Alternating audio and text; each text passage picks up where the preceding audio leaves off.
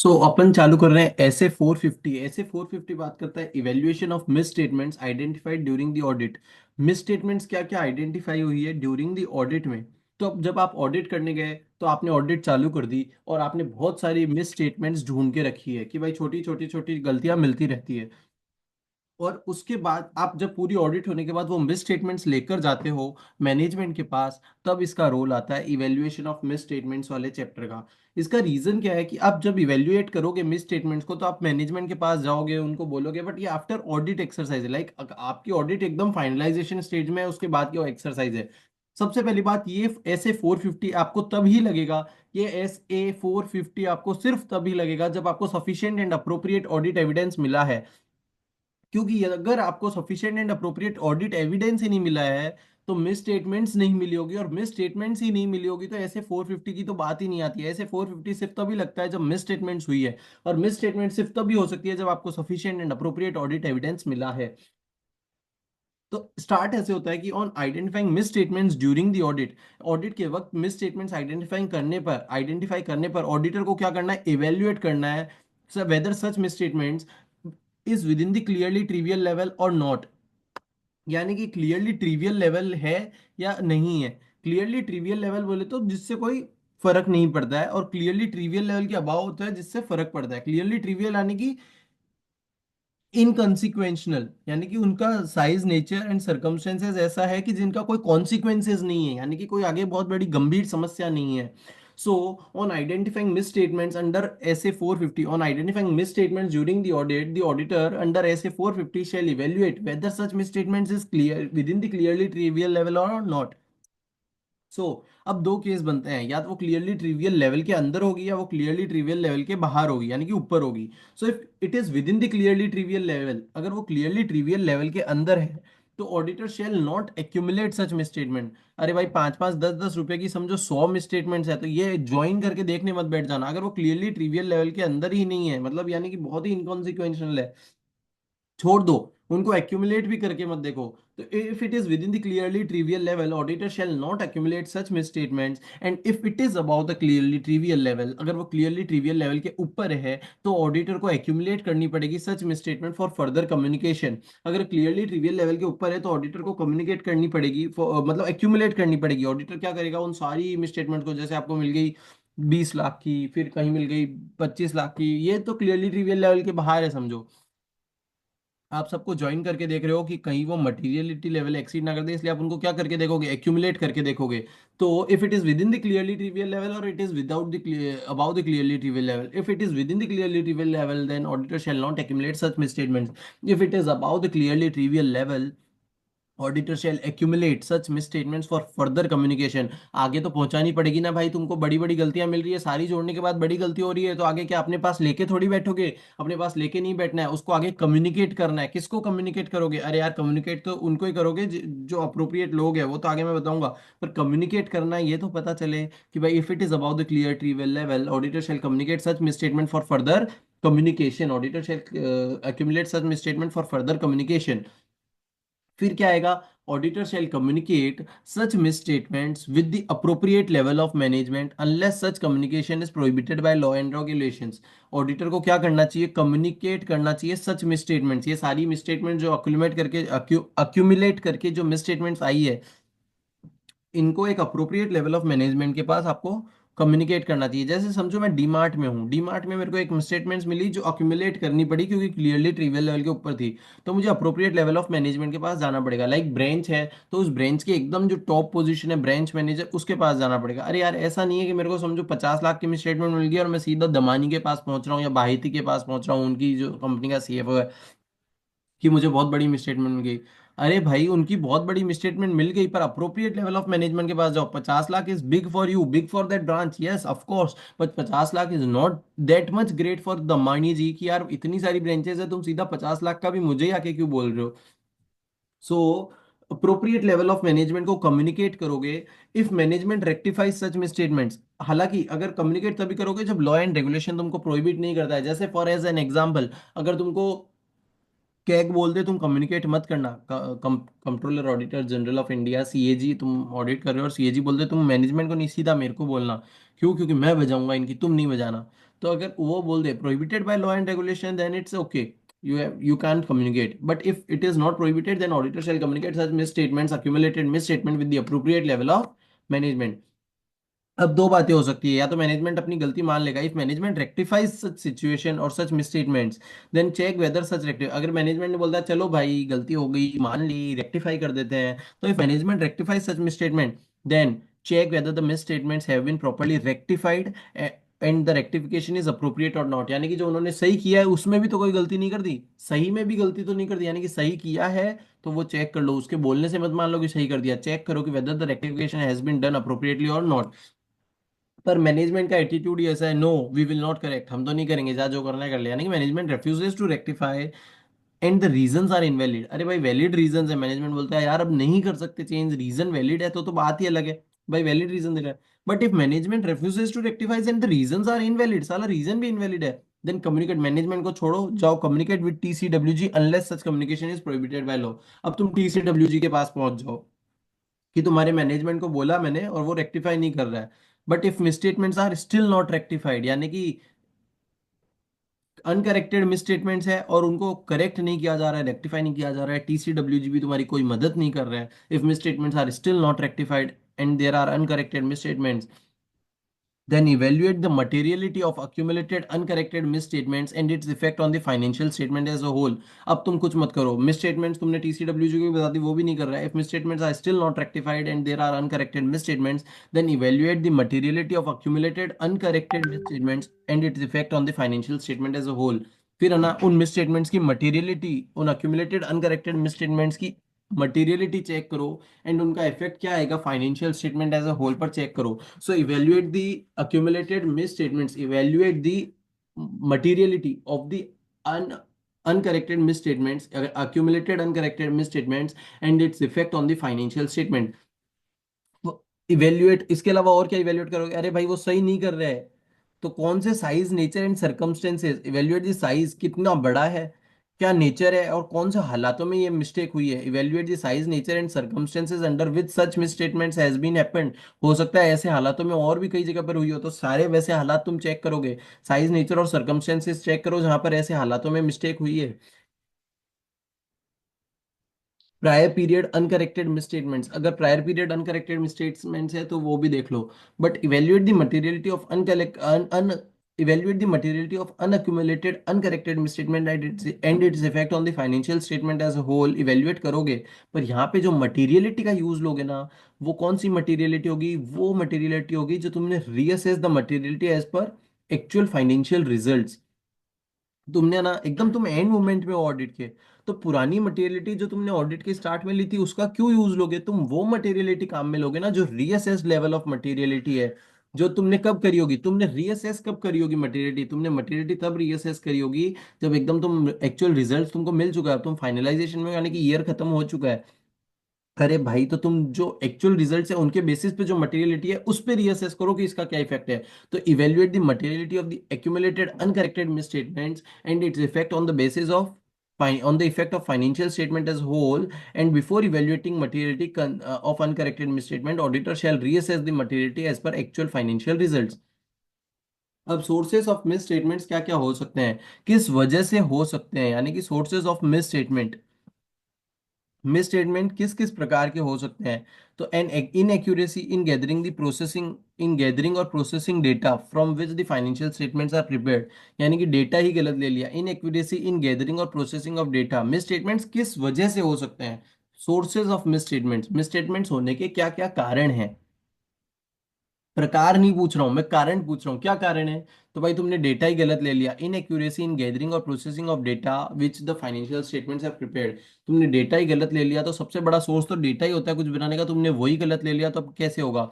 तो inaccuracy in gathering of the data. फिर आ जाएगा ओमिशन ऑफ एन अमाउंट और डिस्क्लोजर, तुमने ओमिट कर दिया, कोई डिस्क्लोजर जो था वो छूट गया। तो inadequacy of the data, inaccuracy of the data, inaccuracy in gathering and processing of the data, omission of the disclosure, omission of any disclosure और अमाउंट, कोई अमाउंट और डिस्क्लोजर ओमिट कर दिया। Incorrect accounting estimates over arising from overlooking और clear misinterpretation of facts, आकलन गलत कर दिया, आकलन गलत कर दिया मीन्स इनकरेक्ट अकाउंटिंग एस्टिमेट्स, तुमने कोई गलत अकाउंटिंग एस्टिमेट्स ले लिया, उस वजह से भी तो हो सकता है। फ्रॉम ओवरलुकिंग और क्लियर मिस इंटरप्रिटेशन, या तो कोई मिस इंटरप्रेट करने की वजह से, या तुमने सोचा अरे छोड़ना इसको कौन देखता, और फिर पता चला अरे यार ये गलत हो गया। तो तुमने इनएक्यूरेट डेटा ले लिया, पहला क्या बोला अपने, inaccurate inaccuracy in gathering and processing of data. दूसरे अपन ने देखा ओमिशन ऑफ एन अमाउंट और डिस्क्लोजर, कोई अमाउंट और डिस्क्लोजर ही छूट गया है। तीसरा incorrect accounting estimates due to overlooking or misinterpretation. चौथा आएगा judgements of the management concerning audit estimates, management के कुछ ऐसे जजमेंट्स जो अकाउंटिंग एस्टिमेट्स है जो ऑडिटर को अनरीजनेबल लग रहे हैं for selection and application of accounting policy which the auditor considers as inappropriate, judgment of management concerning the accounting estimates that the auditor considers as unreasonable, and the selection and application of accounting policies that the auditor considers as inappropriate, यानी कि judgments and of the judgments of the management concerning the accounting policies which the auditor considers as unreasonable। तो classification of misstatements, तीन तरीके की misstatements हो सकती है। Factual misstatements are the misstatements which about which there is no doubt, यानी कि ये तो वो मिसस्टेटमेंट्स है जिसके बारे में कोई डाउट ही नहीं है, यानी कि हुई है। फैक्चुअल मिसस्टेटमेंट जो फैक्ट है भाई, ये तो सामने सामने ही दिख रहा है। Factual misstatements are the misstatements for which there is no doubt, यानी कि मैनेजमेंट भी मान लेगा और ऑडिटर भी मान लेगा। ऑडिटर बताएगा तो मैनेजमेंट मान लेगा भाई फैक्चुअल मिसस्टेटमेंट्स है, ये तो दिख ही रहा है सामने सामने। दूसरा judgemental misstatements are differences arising. Judgemental difference क्या होता है, वो डिफरेंसेस है arising from the judgement management concerning accounting estimates that auditor consider unreasonable or inappropriate, यानी कि जजमेंटल डिफरेंसेस है बिटवीन ऑडिटर एंड मैनेजमेंट, उसको बोलते हैं जजमेंटल मिसस्टेटमेंट्स।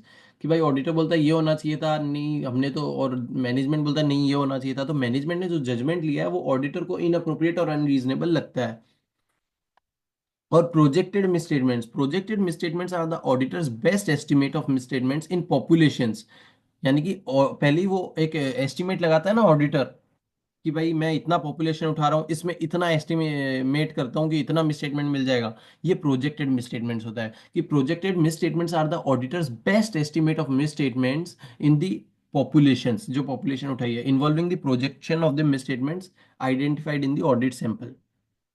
फिर आ जाएगा auditor shall determine whether the overall audit strategy and audit plan need to be revised if,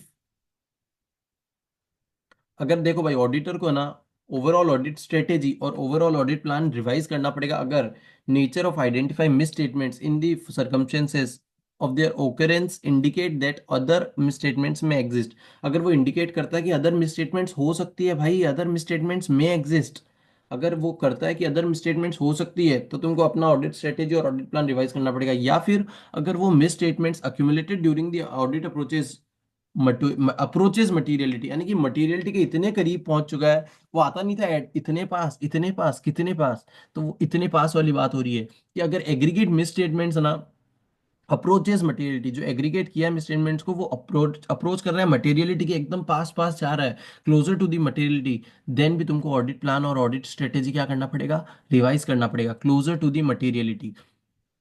फिर आता है ऐसे 450 में आगे कि communication and correction of miss statements. अब भाई तुमने कम्युनिकेशन कर दिया, करेक्शन ऑफ मिस स्टेटमेंट्स, ये अभी जो अपन ने चार्ट डिस्कस किया था ना, the auditor shall communicate on a timely basis all misstatements, auditor shall request the management, ये सब मैंने कवर करवा दिया ऊपर।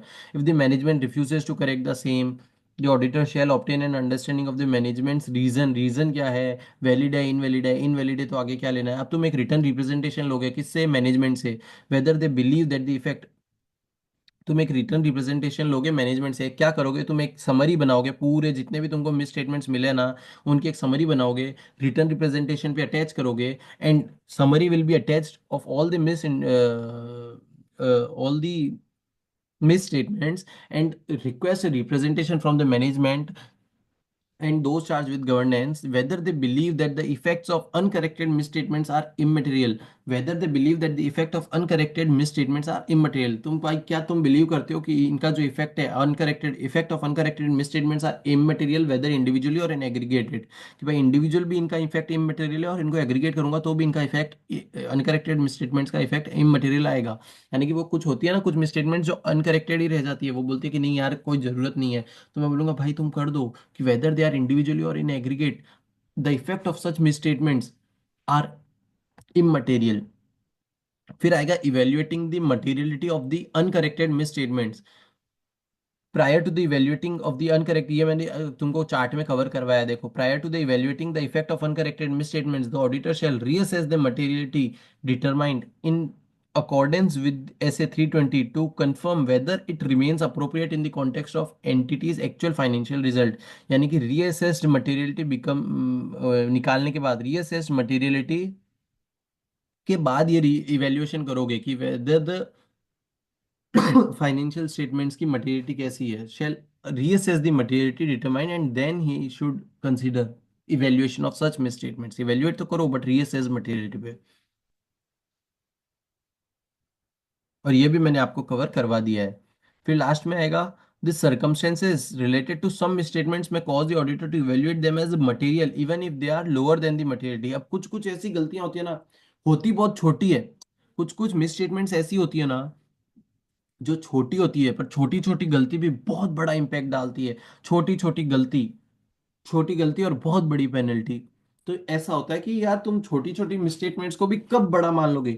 The circumstances related to some misstatements may cause the auditor to evaluate them as material even if they are lower than the materiality. यानी कि तुम्हारी materiality 1 crore की है, गलती 20 लाख की है, फिर भी तुम उसको मटेरियल मान लोगे और मिस स्टेटमेंट मान लोगे। ये ऐसा कब होगा, जब वो रेगुलेटरी रिक्वायरमेंट से रिलेटेड होगी, कंप्लायंस विद रेगुलेटरी रिक्वायरमेंट। अरे यार मेरा तो, तुम बोलोगे यार, ऑडिटर बोलेगा यार मेरा तो 1 करोड़ का मटेरियलिटी लेवल है, इसने तो 20 लाख का जीएसटी नहीं भरा है, कोई बात नहीं। अरे भाई वो छोटी गलती भी बहुत बड़ी होती है अगर तुमने कानून कायदा फॉलो नहीं किया है। तो if it is related with the compliance of regulatory requirement, small misstatement can be also considered as, some misstatements which are not material can be considered as materiality even if they are lower than the materiality। फिर relates to the incorrect selection and application of accounting policy। अरे भाई तुमने incorrect accounting policy लगा दी है, तो छोटी नहीं है, तो बहुत बड़ी गलती है। इसको छोटी चाहे अमाउंट उससे 10 का ही फर्क पड़ रहा है, पर ये तो पूरी पॉलिसी ही गलत है।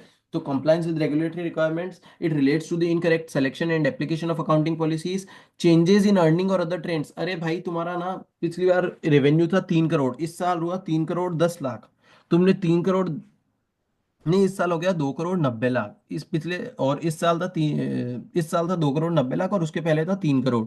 तो तुमने क्या कर दिया, उसको ना 3 करोड़ ही दिखा दिया, बोला यार ठीक है ना, ये तो राउंड ऑफ कर दिया। अरे भाई यहाँ पे राउंड ऑफ काम नहीं आएगा, तुम ट्रेंड बदल रहे हो, ये तुम्हारा अप से डाउन ट्रेंड हुआ था, तुमने डाउन ट्रेंड ही बदल दिया, making changes in the earnings और अदर ट्रेंड्स। तो रेगुलेटरी रिक्वायरमेंट के साथ खेला, तो मटेरियल है भाई चाहे छोटा ही क्यों ना हो। तुमने भाई अगर incorrect selection application of accounting policy की, छोटी ही क्यों ना हो गलती, तुम बहुत बड़ी काम कर दिया है। चेंजेस इन द ट्रेंड्स और अर्निंग्स, अरे भाई तुम अपनी तनख्वाह और कोई अर्निंग्स का ट्रेंड ही बता रहे हो, लोगों का व्यू होता है इस पे कि ये ट्रेंड बढ़ता हुआ है, तुम्हारा ट्रेंड नीचे जा रहा है, तुम बता नहीं रहे हो, बहुत बड़ी गलती है। information not specifically required by the AFRF but which the auditor's judgment is important। अरे भाई कोई ऐसी ओमिशन कर दी है तुमने इन्फॉर्मेशन में जो AFRF नहीं मांगता है, पर ऑडिटर के जजमेंट में कि यूजर की अंडरस्टैंडिंग के लिए बहुत बड़ी इंपॉर्टेंट है, तो भाई तुम्हारी वो मटेरियल चीज है। ऑडिटर बोल रहा है ना तुम डालो, फिर भी नहीं डाल रहे तो तुम्हारी मिस्टेक है। कोई ऐसा रेशियो वगैरह तुमने अफेक्ट कर दिया है, और तुमने कहा जानबूझ के कुछ ऐसा किया है, जैसे तुम्हारा ना प्रॉफिट हुआ 3 करोड़, और तुमको ना, अगर तुम 3 करोड़ से 1 रुपया भी ऊपर होता ना, तो तुम्हारा ना मैनेजमेंट का 10% से सैलरी बढ़ जाता, तो मैनेजमेंट ने 1 रुपया बढ़ा दिया। तो यहाँ पे बात 1 रुपए की नहीं है, उस 1 रुपए की वजह से मैनेजमेंट का 10-10 करोड़ का सैलरी बढ़ा है। तो has the effect of increasing management compensation. अगर मैनेजमेंट का कंपेंसेशन इंक्रीज करवा रहा है, तो वो छोटी गलती भी, यानी कि 1 रुपए की भी गलती भी मटेरियल मान ली जाएगी। ये सब है, और इसी के साथ अपना ऐसे 450 खत्म होता है। ये मेरे सेल्फ रिवीजन पर्पस के लिए वीडियो है, so please don't get offended कि मैंने सर का नोट्स क्यों यूज किया है, ये मैंने सर का फास्ट ट्रैक बैच लिया था and this is for my purpose. Thanks a lot.